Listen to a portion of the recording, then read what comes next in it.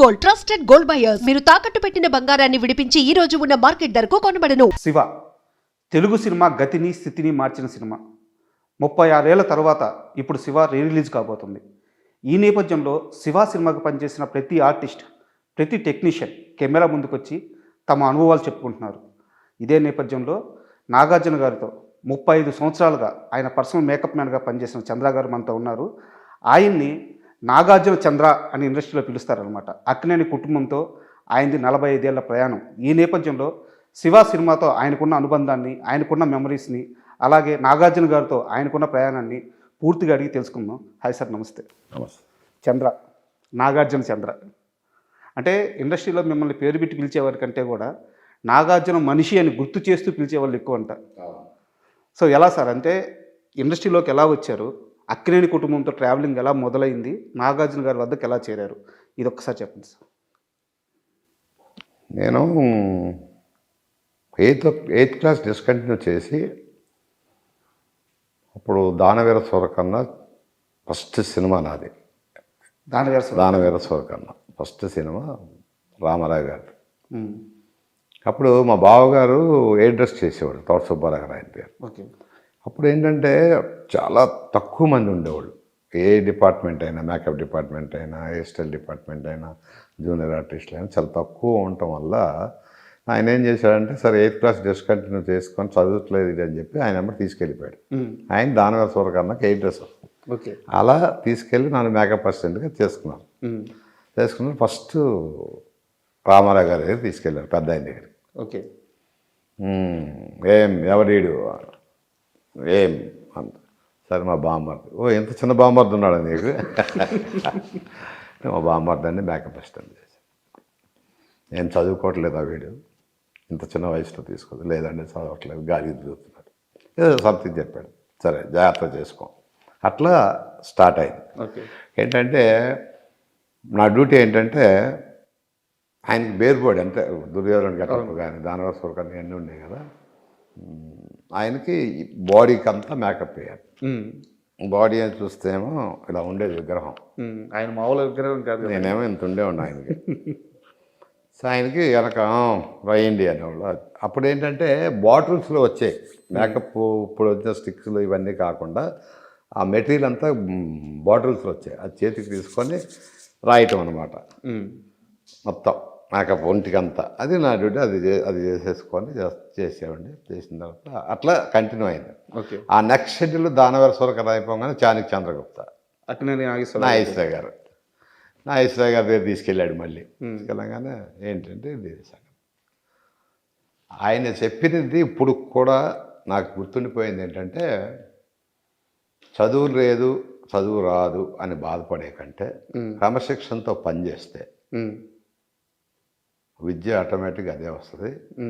నువ్వేం చేస్తావంటే, అంటే చాలా చిన్నపిల్లవాడు కదా, అప్పుడు నాకు వాళ్ళకి చెప్పాలనిపించిందేమో నా వయసుని బట్టి. లేకపోతే అదే ఏజ్ పెద్ద అయితే చెప్పేవాళ్ళు చెప్పకపోయేవాళ్ళు తెలియదు. కానీ అదే ఓ పని చేయరా నువ్వు, షూటింగ్ అంటే ఇంటికాడ నుంచి బయలుదేరి షూటింగ్కి వచ్చాయి. షూటింగ్ అయిపోగానే ఇంటికి వెళ్ళిపో, మధ్యలో ఎక్కడ కూడా ఆగద్దు, ఎవరు పిలిచినా వెళ్ళొద్దు. చాలా చిన్న వయసు కాబట్టి చెప్తున్నాను, ఇది మట్టికి నేర్చుకో అని ఒక పదం వేశాడు ఆయన. అదొక తారక మంత్రం అయిపోయింది అది. ఇప్పటికీ కూడా నేను షూటింగ్ అంటే ఇంటికాడ నుంచి బయలుదేరితే షూటింగ్ అయిపోగానే ఇంటికి వచ్చేస్తాను. అది నాకు వచ్చిన 64 ఏళ్ల వయసులో కూడా అది నాకు మెదులుతూ ఉంటుంది ఆయన చెప్పింది. ఇప్పటికి కూడా మెదులుతూ ఉంటుంది ఆయన చెప్పినవి రెండే: పనికి వచ్చావా, పని చేసుకున్నావా, ఇంటికి వెళ్ళిపో. ఇంటికి వచ్చావా, ఇంటికాడ ఉండు. మధ్యలో ఎక్కడ ఆ తర్వాత ఎందుకు అంది అంటే, నాకు అర్థమైంది ఏంటంటే 100 ఉంటాయి సినిమా ఫీల్డ్ అంటే. ఓకే. అవన్నీ మనం బయట పెట్టుకోలేం, కానీ 100 వ్యసనాలు ఉంటాయి. ఆ 100 వ్యసనాలకి తప్పించుకుంటాకి ఆయన చెప్పిన పెద్ద మాట అనమాట అది. ఆయన ఏమి నాకు చదువు చెప్పుకోరా అది ఏం అనలేదు, కానీ బట్ చెప్పిన రెండే రెండు: ఇంటికి రా, పనికెళ్ళి ఇంటికి రా. ఒక్క మాట జీవితం పాఠం ఇప్పుడు వరకు జీవితాన్ని నిలబెట్టిన మాట. సూపర్. అది క్రమశిక్షణ అనేది ఆయనతోనే నేర్చుకున్నాను. అట్లా ట్రావెల్ చేసుకుంటూ దానవీర సూరకర్ణ, చాణిక్య చంద్రగుప్త, అనార్కలి, రామపట్టాభిషేకం 4 సినిమాలు అక్కడ చేసి 5వ సినిమా అన్నపూర్ణ స్టూడియోకి వచ్చా. ఓకే. అంటే మళ్ళీ నాగార్జున గారి దగ్గరికి ఎలా ఎంటర్ అయ్యాను. అవును. అక్కడి నుంచి రాజా రమేష్ అని ఒక సినిమా, నాగేశ్వరరావు గారి హీరో. అలా ఆయనతో కంటిన్యూ చేసుకుంటూ 7 మేడ ఇవన్నీ చేసుకుంటూ అట్లా ట్రావెల్ అయ్యాను. ఇక అన్నపూర్ణ స్టూడియోకి వచ్చిన తర్వాత ఇక బయట ప్రపంచం అనేది తెలియదు మనకి. అన్నపూర్ణ స్టూడియోలో ఉండిపోయా. ఓకే. వాళ్ళ క్రమశిక్షణతో వాళ్ళతో ఇప్పుడు వరకు కూడా మళ్ళీ వేరే వెళ్ళి ఎవరికి మేకప్లు చేయలేదు, వేరే వెళ్ళి చేయలేదు. రిటైర్మెంట్ తీసుకుంటానన్నాను, రిటైర్మెంట్ తీసుకున్నాను, finish. This is my story. So Shiva సినిమాకి ఫస్ట్ టైం మీరు శివ సినిమా ఎలా వచ్చింది అంటే ఫస్ట్ రావు గారి ఇల్లు చేసాం. ఓకే. రావు గారి ఇల్లు చేస్తున్నాం. అది కూడా వెంకట్ గారిది అసెస్ క్రియేషను. అప్పుడు అసెస్ క్రియేషన్ అన్నపూర్ణ స్టూడియోస్ తరణి గారు డైరెక్టర్. అవును. రావు గారి ఇల్లు సినిమా చేస్తున్నప్పుడు మాకు మెల్లిగా ఈ ఉత్తేజ్ స్టార్ట్ అయ్యాడు. ఫస్ట్ రావు గారి ఇంటికి ఉత్తేజ్ అసిస్టెంట్ డైరెక్టర్. ఆ తర్వాత రామ్ గోపాల్ వర్మ గారు. రాము ఏంటంటే కంటిన్యూటీలు చూసుకునేవాడు. ఓకే. ఒక కళ్ళద్దం పెట్టుకొని. అయితే రాముకున్న ఒక అలవాటు ఏంటంటే ఏ వస్తువు ఎక్కడ పెట్టాడో అక్కడ మర్చిపోయి వెళ్ళిపోతూ ఉండేవాడు. అప్పటి నుంచి మతిమరుపు అన్నాలో మరి ఏమన్నాలో కానీ మరి వేరే ఆలోచించాడో తెలియదు కానీ బట్ ఏదన్నా చేతిలో బుక్ ఉందనుకో, బుక్ ఒక దగ్గర పెట్టి వెళ్ళిపోయేవాడు అనమాట. అంటే అతని ఆలోచన విధానాలన్నీ వేరేగా ఉండేవి.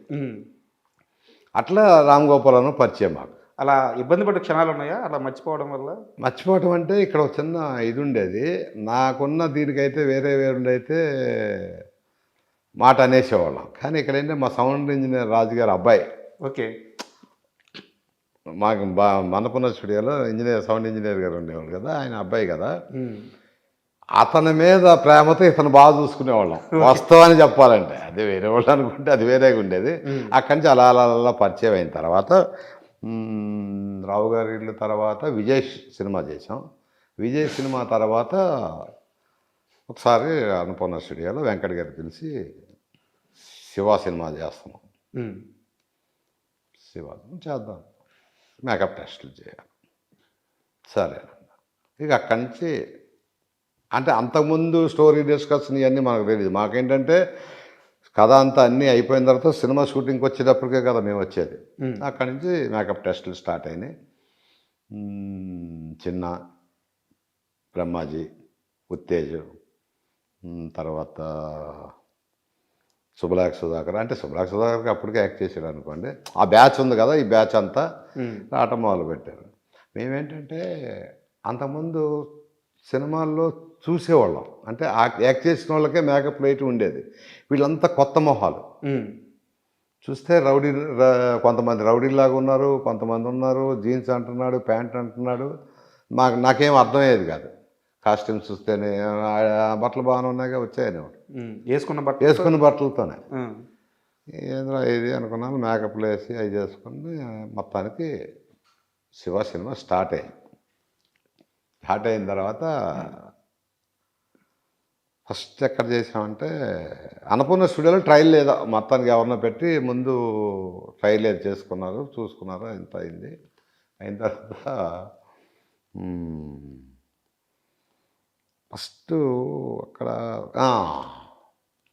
సికింద్రాబాద్ సీసా స్కూల్ ఉంది సార్. అక్కడ బయట ఒక 40 feet క్రెయిన్ పెట్టి స్కూల్లో పెట్టి కెమెరా పెట్టుకొని ఇటు నుంచి రౌడీలు వచ్చి కారు ఆగుద్ది.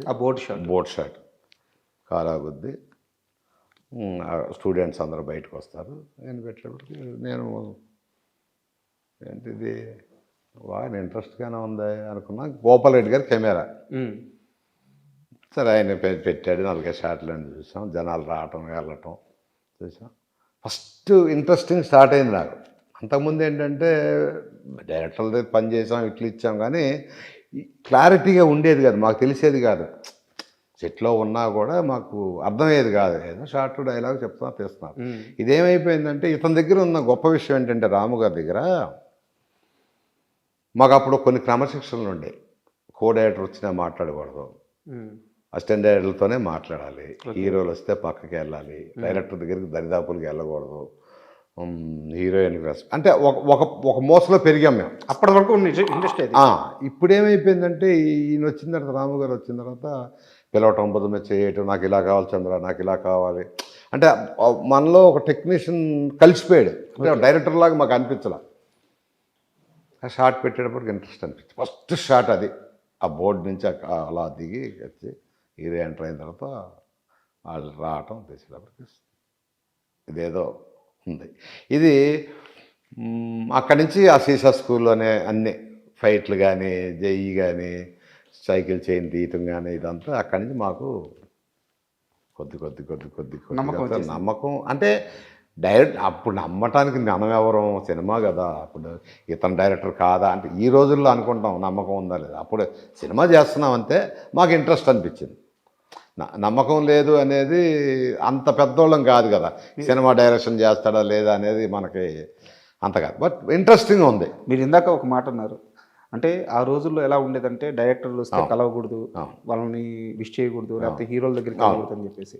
నేను ఇంకోటి నాను, అప్పట్లో కనీసం ఒక టెక్నీషియన్ అంటే షూ వేసుకోకూడదంట, అది చెప్తా, ఒక వైట్ షర్ట్ వేసుకోకూడదంట.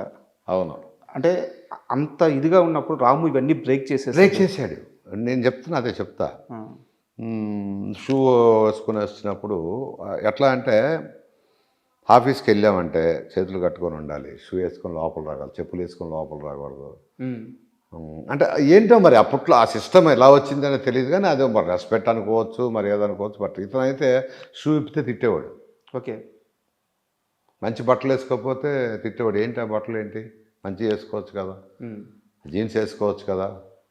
అంటే ఆ సిస్టమ్ మారిపోయిందండి. శివ తర్వాత నిజం చెప్పాలనుకుంటే సినిమానే కాదు, మాలో కూడా చేంజ్ వచ్చింది. ఓకే, అప్పుడేంటి, నువ్వు మేకప్ మ్యాన్ అంటే మేకప్ వేసి పక్కన ఉండాలి అంతే, వేరే ఏం చేయకూడదు. పిలిస్తే వెళ్ళాలి, పిల్లలతో పక్కన ఉండాలి. ఇక్కడ ఏమైపోయింది అంటే ఈయన వచ్చిన తర్వాత మేకప్ మ్యాన్ లేదు, కాస్ట్యూమ్ లేదు, ఒక సెట్ అసిస్టెంట్ కాదు, సమస్తం పనులు చెప్తూ ఉండేవాడు. అంటే అంతా ఒక టీం. వంశీ కానీ, నేను కృష్ణవంశీ కానీ, తేజ కానీ, రమణ కానీ, ఉత్తేజ్ కానీ, ఏది అడిగినా పట పనులు చేసుకుంటాం, ఇది మనది అని కదా. అట్లా బాగా మర్జీ అయిపోయాం సినిమా. అంటే ఒక వ్యక్తిని తక్కువగా చూడడం అసలు లేదు, తక్కువగా చూస్తాం, అతను ఎందుకు వచ్చాడు, ఇదే అసలు భేదాలు అనేవి లేవు. ఓకే, సో దాంతో మీ పని ఇంకా ఫిక్స్ అంటే ఫ్రీడమ్ వచ్చింది. ఫస్ట్ ఏంటంటే ఫ్రీడమ్ వచ్చింది. కట్టుకొని, చేతులు కట్టుకొని, భయభక్తులు ఉండాలి, ఉండకూడదని కాదు, బట్ అది హెవీ భయం. వస్తున్నారంటే అమ్మ అని పక్కకి వెళ్తాం. రాఘవేంద్ర గారు వస్తున్నారంటే అంటే అది ఒక విధంగా అలా పెంచారు మమ్మల్ని ఇండస్ట్రీలో.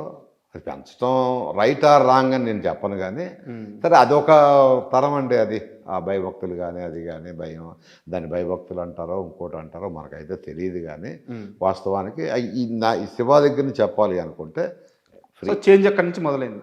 మొదలైపోయింది. అండ్ మీరు శివ సినిమాకి చాలామంది ఆర్టిస్టులకి మేకప్ టెస్ట్